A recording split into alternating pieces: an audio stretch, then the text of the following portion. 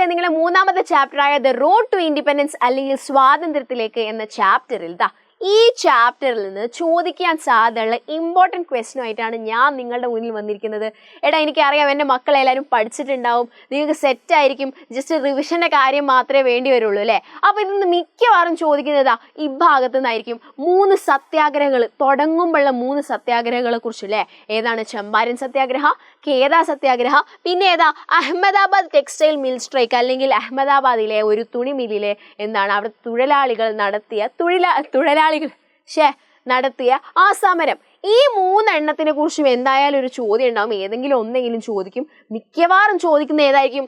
ചമ്പാരൻ സത്യാഗ്രഹനെ കുറിച്ച് ഒരു ചോദ്യം ഉണ്ടാവും. ചമ്പാരൻ സത്യാഗ്രഹ എന്തുകൊണ്ടാണ് ഗാന്ധിജി നയിച്ചത്? അവിടെ ഈ ചമ്പാരൻ എന്ന് പറയുന്ന ബീഹാറിലെ ഒരു ഗ്രാമത്തിലുള്ള പാവപ്പെട്ട കർഷകരുടെ കുറെ ബുദ്ധിമുട്ടുകൾ കണ്ടിട്ടാണ് ഗാന്ധിജി ഈ സത്യാഗ്രഹം നടത്തിയത്. എന്തൊക്കെയാണ് അവരനുഭവിച്ച പ്രധാനമായിട്ടുള്ള 3 ബുദ്ധിമുട്ടുകൾ ഓർത്തു വെക്കുക. ബ്രിട്ടീഷുകാർ അവരെ കൊണ്ട് നിർബന്ധിച്ച് ഇൻഡിഗോ അല്ലെങ്കിൽ നീലം എന്നുള്ള ആ ഒരു കൃഷി മാത്രമേ ചെയ്യാൻ പറ്റുള്ളൂ എന്ന് പറഞ്ഞ്. രണ്ടാമത് അവരെ കൊണ്ട് ഭയങ്കര ഹെവി ആയിട്ട് വലിയ നികുതി അവരുടെ മേൽ ചുമത്തി. ഹൈ ടാക്സേഷൻ ഇമ്പോസ് ചെയ്തു. മൂന്നാമത് എടാ, ഈ ബ്രിട്ടീഷ് ലാൻഡ് ഉടമകൾ, ഈ ബ്രിട്ടീഷ് ലാൻഡ് ഓണേഴ്സ് തീരുമാനിച്ച് വിലക്കേ കൃഷിയിലുള്ള വളം കിട്ടിയിട്ടുള്ള സാധനങ്ങൾ വിൽക്കാൻ പറ്റുള്ളൂ എന്ന് പറഞ്ഞു. അവർ ഫിക്സ് ചെയ്ത പ്രൈസിന്റെ മുകളിലേക്ക് അവർക്ക് വിൽക്കാൻ പറ്റൂല എന്ന് പറഞ്ഞു.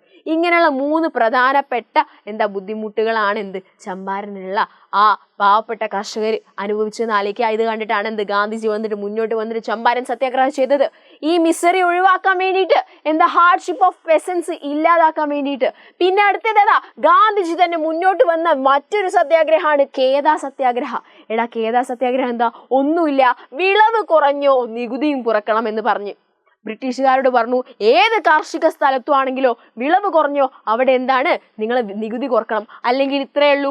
Tax imposed on പെസൻസ് tax imposed on പെസൻസ് should be reduced when the yield are low.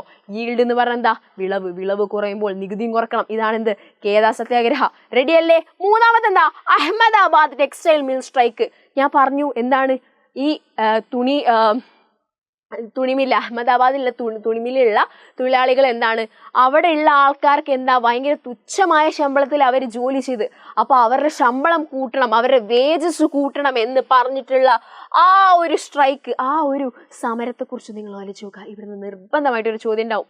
പിന്നെ ചോദിക്കാൻ ചാൻസ് ഉള്ള രണ്ടാമത്തെ ഭാഗമാണ് നിങ്ങളുടെ ചാപ്റ്ററിൽ ആകെ 3 വർഷങ്ങളും 3 ഡേറ്റുകളെ തന്നിട്ടുള്ളൂ. ഈ 3 എണ്ണവും ആ കൊല്ലം നടന്ന സംഭവം, കൊല്ലം മാത്രമല്ല ആ ഡേറ്റും മാസവും കൂടി പഠിച്ചു വെച്ചോളാം.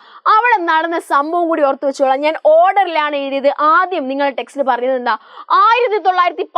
1919 13 ഏപ്രിലിൽ നടന്ന സംഭവമാണ് Jallianwala Bagh incident. Jallianwala Bagh incident എന്ന് പറയും. ഈ സംഭവം, ജാലിയൻ വാലാ ബാഗ് സംഭവം നടന്നത് 13 ഏപ്രിൽ 1919 ആലോചിക്കുക. രണ്ടാമത് ഡണ്ടി മാർച്ച്, സോൾട്ട് സത്യാഗ്രഹ, ഉപ്പ് സത്യാഗ്രഹയിൽ നടന്ന ദണ്ഡി യാത്ര നടന്നത് 12 മാർച്ച് 1930, 12 മാർച്ച് 1930. പിന്നെന്താ മൂന്നാമത്തത് ക്വിറ്റ് ഇന്ത്യ സമരം നടന്നത് 9th ഓഗസ്റ്റ് 1942, ഓഗസ്റ്റ് 9 1942 ആലോചിക്കുക. 3 വർഷങ്ങളേ ഉള്ളൂ, 3 ഡേറ്റുകളേ ഉള്ളൂ. ഇതും കൂടി ആലോചിച്ച് വെച്ചാൽ മക്കളെ, ഞാൻ പറഞ്ഞ ഈ 2 ഭാഗങ്ങളും നിങ്ങൾ പഠിക്കാതെ പോവരുത്. നിർബന്ധമായിട്ടും പഠിക്കുക. ഇത് കൂടാതെ ഈ ചാപ്റ്റർ മുഴുവനായിട്ടും പഠിക്കുക. നിങ്ങളെല്ലാവരും പഠിക്കും എന്നുള്ള ആ ഒരു വിശ്വാസത്തോടെ